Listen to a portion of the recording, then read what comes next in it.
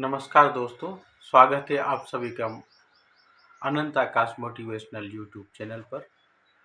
यहाँ पर हम छोटे-छोटे प्रेरक प्रसंग और कहानियों के माध्यम से जीवन की अनसुची पहलुओं के ऊपर कुछ बातें सीखने की कोशिश करते हैं। जो बातें हमें वैसे समझ में नहीं आती है, वो छोटे-छोटे प्रेरक प्रसंग और कहानियों के माध्यम से आसानी से समझ में आ जाती है और वह जीवन में एक बहुत बड़ी शिक्षा दे जाती है। एक बार गुरु से शिष्य ने कहा, गुरुदेव, एक व्यक्ति ने आश्रम के लिए गाय भेंट की है। तो गुरुदेव ने कहा, अच्छा हुआ, दूध पीने को मिलेगा। एक सप्ताह बाद शिष्य ने आकर गुरु से कहा, गुरु, जिस व्यक्ति ने गाय दी थी, आज वो गाय अपनी वापस ले गया। तो गुरु ने फिर से कहा, अच्छा हुआ, गोबर उठाने की झंझट से मुक्ति मिलेगी। परिस्थिति बदले तो अपनी मन स्थिति बदल लो। बस दुख सुख में बदल जाएगा, सुख दुख, आखिर दोनों मन के ही तो समीकरण हैं। अंधे को मंदिर आया देख, लोग हंसकर बोले, मंदिर में दर्शन के लिए आए तो हो, पर क्या भगवान को देख पाओगे? अंधे ने कहा, क्या फर्क पड़ता है, मेरा भगवान तो मुझे देख लेगा। दृष्टि नहीं, दृष्टिकोण सकारात्मक होना चाहिए। जीवन का दृष्टिकोण अगर सकारात्मक होगा तो हम सकारात्मक सोचेंगे, और अगर सकारात्मक नहीं होगा तो हम नेगेटिव सोचेंगे और नेगेटिविटी फैलाएंगे। अब हम एक प्रेरक प्रसंग कहानी सुनते हैं, सबसे काबिल इंसान। एक बार एक गांव के ही सबसे धनी व्यक्ति ने बहुत बड़ा मंदिर बनवाया। मंदिर जब बनकर तैयार हुआ तो बहुत से दर्शनार्थी मंदिर में दर्शन लाभ के लिए पहुंचने लगे। मंदिर की भव्यता को देख लोग मंदिर का गुणगान करते हुए नहीं थकते थे। समय के साथ साथ मंदिर की ख्याति जाने माने मंदिरों में होने लगी और दूर दूर से लोग दर्शन लाभ को मंदिर में पहुंचने लगे। श्रद्धालुओं की बढ़ती संख्या को देख व्यक्ति ने मंदिर में श्रद्धालुओं के लिए भोजन और ठहरने की व्यवस्था का प्रबंध किया। लेकिन जल्द ही उन्हें एक ऐसे व्यक्ति की आवश्यकता हुई जो मंदिर में इन सभी व्यवस्थाओं का देखरेख कर सके और मंदिर की व्यवस्था को संभाल सके। अगले ही दिन उसने मंदिर के बाहर व्यवस्थापक के लिए नोटिस लगा दिया। नोटिस को देखकर कई लोग उस धनी व्यक्ति के पास आने लगे। लोगों को पता था कि यदि मंदिर में व्यवस्थापक का काम मिल जाएगा तो वेतन बहुत अच्छा मिलेगा और अपना प्रसिद्धि और पहचान अलग से मिलेगी। लेकिन वह धनी व्यक्ति सभी से मिलने के बाद वह सभी को लौटा देता और सभी से यही कहता, मुझे इस कार्य के लिए एक योग्य व्यक्ति चाहिए जो मंदिर की सही देखरेख कर सके। बहुत से लोग लौटाए जाने पर उस धनी पुरुष को मन ही मन गालियां देते हैं। कुछ लोग उसे मूर्ख और पागल भी कह देते हैं, लेकिन वह किसी की बात पर ध्यान नहीं देता और मंदिर के व्यवस्थापक के लिए एक योग्य व्यक्ति की खोज में लगा रहता। वह व्यक्ति रोज सुबह अपने घर की छत पर बैठकर मंदिर में आने जाने वाले दर्शनार्थियों को देखा करता। एक दिन एक बहुत ही गरीब व्यक्ति मंदिर में भगवान के दर्शन को आया। धनी व्यक्ति अपने घर की छत पर बैठा उसे देख रहा था। उसने फटे और मैले कपड़े पहने हुए थे, देखने में बहुत पढ़ा लिखा नहीं लग रहा था। जब भगवान का दर्शन करके जाने लगा तो उस धनी व्यक्ति ने उसे अपने पास बुलाया और कहा, क्या आप इस मंदिर की व्यवस्था को संभालने का काम करेंगे? धनी व्यक्ति की बात सुनकर वह काफी आश्चर्य में पड़ गया और हाथ जोड़ते हुए बोला, सेठ जी, मैं तो बहुत गरीब आदमी हूँ और पढ़ा लिखा भी ज़्यादा नहीं हूँ। इतने बड़े मंदिर की देखभाल मैं कैसे संभाल सकता हूँ? धनी व्यक्ति ने मुस्कुराते हुए कहा, मुझे मंदिर की व्यवस्था के लिए कोई विद्वान पुरुष नहीं चाहिए। मैं तो किसी योग्य व्यक्ति को इस मंदिर के प्रबंधन का काम सौंपना चाहता हूँ। लेकिन इतने सब श्रद्धालुओं में आपने मुझे ही योग्य व्यक्ति क्यों माना? उसने आश्चर्य से पूछा। तब उस धनी व्यक्ति बोला, मैं जानता हूँ कि आप एक योग्य व्यक्ति हैं। मंदिर के रास्ते में मैंने कई दिनों से एक ईंट का टुकड़ा गाड़ा था जिसका एक कोना ऊपर से निकला हुआ था। मैं कई दिनों से देख रहा था कि उस ईंट के टुकड़े से कई लोगों को ठोकर लगती थी और कई लोग उस ईंट के टुकड़े की ठोकर से गिर भी जाते थे। लेकिन किसी ने भी उस ईंट के टुकड़े को वहाँ से हटाने की नहीं सोची। आपने उस ईंट के टुकड़े से ठोकर आपको उस ईंट के टुकड़े से ठोकर तो नहीं लगी, लेकिन फिर भी आपने उसे देखकर वहाँ उसे हटाने की सोची। मैं देख रहा था कि आप मजदूर से फावड़ा लेकर गए और उस टुकड़े को खोदकर वहाँ की भूमि को समतल कर दिया। धनी व्यक्ति की बात सुनकर उस व्यक्ति ने कहा, मैंने कोई महान कार्य नहीं किया सेठ जी। दूसरों के बारे में मैं सोचता और रास्ते में आने वाली दुविधाओं को दूर करना तो हर मनुष्य का कर्तव्य होता है। मैंने तो बस वही किया जो मेरा कर्तव्य था। धनी व्यक्ति मुस्कुराते हुए बोला, अपने कर्तव्यों को जानने और उसका पालन करने वाले लोग ही योग्य लोग होते हैं। इतना कहकर धनी व्यक्ति ने मंदिर के प्रबंधन की जिम्मेदारी उसको सौंप दी। कोई हमें देख रहा हो या नहीं देख रहा हो, हमें अपना कर्तव्य नहीं भूलना चाहिए। कोई नहीं देख रहा है, लेकिन हम स्वयं अपने आप को देख रहे हैं और ऊपर बैठा वो ईश्वर हमारे सभी गतिविधियों को और सभी कार्य को वह जरूर देख रहा है। उससे कुछ छुपा हुआ नहीं है। उसके सीसीटीवी कैमरे में सब बातें रिकॉर्डिंग होती जा रही है।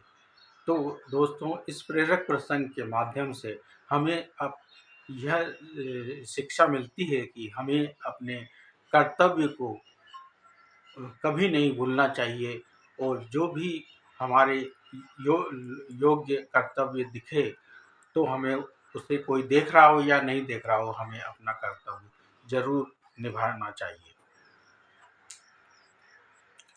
एक और प्रेरक प्रसंग के ऊपर हम बात करते हैं, जगत का पालनहार। प्रभु ईश्वर हमारे जगत के पालनहार है। वह किसी भी व्यक्ति को भूखा नहीं सुलाते हैं, कहीं न कहीं से उसके भोजन की व्यवस्था करते हैं। इस बात के ऊपर एक ये बहुत ही रोचक प्रेरक प्रसंग है। किसी नगर में एक सेठ जी रहते थे। उनके घर के नजदीक ही एक मंदिर था। एक रात्रि को पुजारी के कीर्तन की ध्वनि के कारण उन्हें ठीक से नींद नहीं आई। सुबह उन्होंने पुजारी जी को खूब डांटा कि यह सब क्या है। पुजारी बोला, एकादशी का जागरण कीर्तन चल रहा था।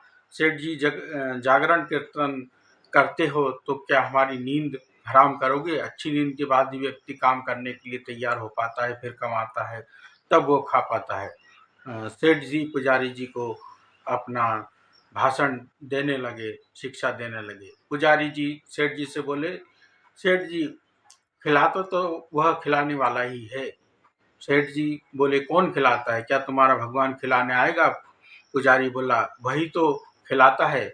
सेठ जी, क्या भगवान खिलाता है? हम कमाते हैं और हम ही तो खाते हैं।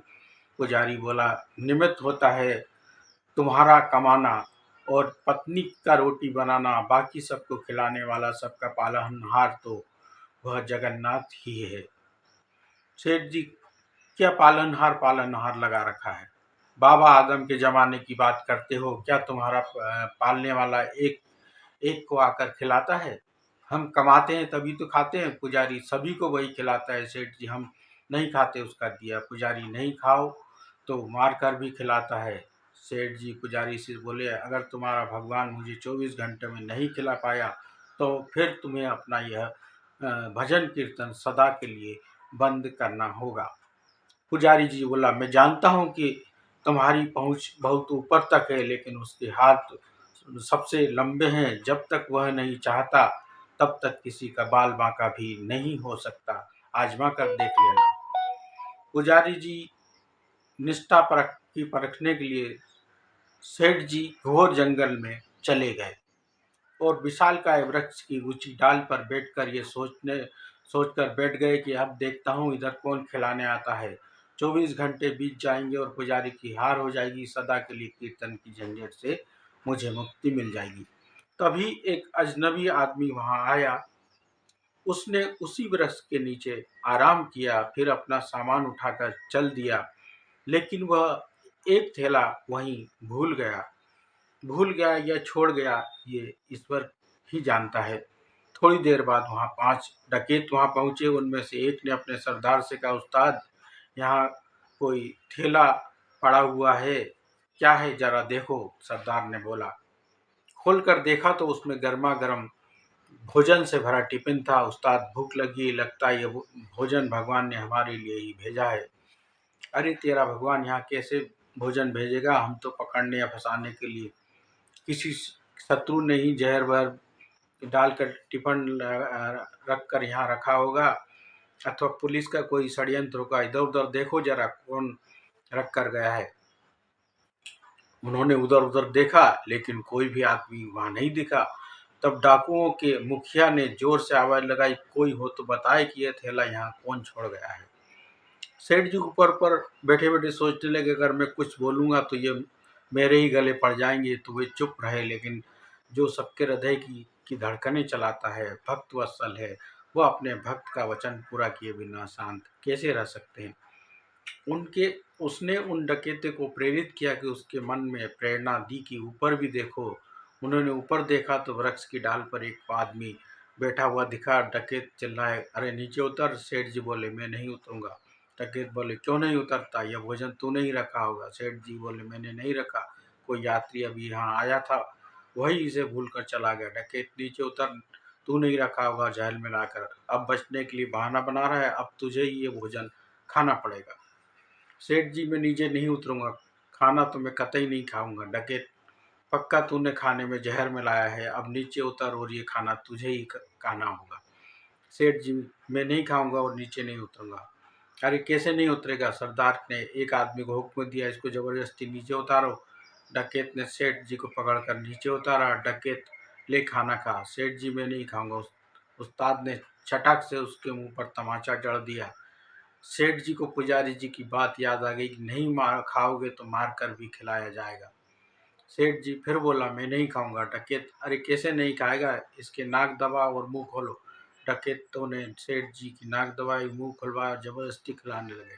वे नहीं खा रहे थे तो डकैत उन्हें पीटने लगे। तब सेठ जी ने सोचा कि ये 5 है और मैं अकेला हूँ, नहीं खाऊंगा तो ये मेरी हड्डी पसली एक कर देंगे, इसलिए चुपचाप खाने लगे। और मन ही मन मान गए, मेरे बाप मार कर भी खिलाता है। डकैतों के रूप में आकर खिला, चाहे भक्तों के रूप में आकर खिला, लेकिन खिलाने वाला तो तू ही है भगवान। आपने पुजारी की बात सत्य साबित कर दिखाई। सेठ जी के मन में भक्ति की धारा फूट गई। उनको मार पीट कर डकैत वहां से चले गए। तो सेठ जी भागे और पुजारी जी के पास आकर बोले, पुजारी जी मान गए आपकी बात कि नहीं खाओगे तो भी वो मार कर भी खिलाता है। सार यही है कि सत्य यही है कि परमात्मा ही जगत की व्यवस्था का संचालन करते हैं। अतः परमात्मा पर विश्वास ही नहीं, बल्कि हमें दृढ़ विश्वास होना चाहिए। तो दोस्तों, यह थी कुछ दो प्रेरक प्रसंग, जिसके माध्यम से हमें काफ़ी कुछ सीखने को मिलता है। यदि आपने हमारे YouTube चैनल को अभी तक सब्सक्राइब नहीं किया है तो कृपया करके सब्सक्राइब कर ले और बेल आइकन को ज़रूर प्रेस कर ले, ताकि हमारे अगले वीडियो सभी आपको समय समय पर प्राप्त हो सके। यदि वीडियो आपको अच्छे लगे हों तो उसको लाइक और शेयर ज़रूर कीजिए, ताकि ज़्यादा से ज़्यादा लोग उसका लाभ उठा सके। तो इन्हीं शब्दों के साथ सत श्री अकाल, नमस्कार, जय हिंद, जय भारत।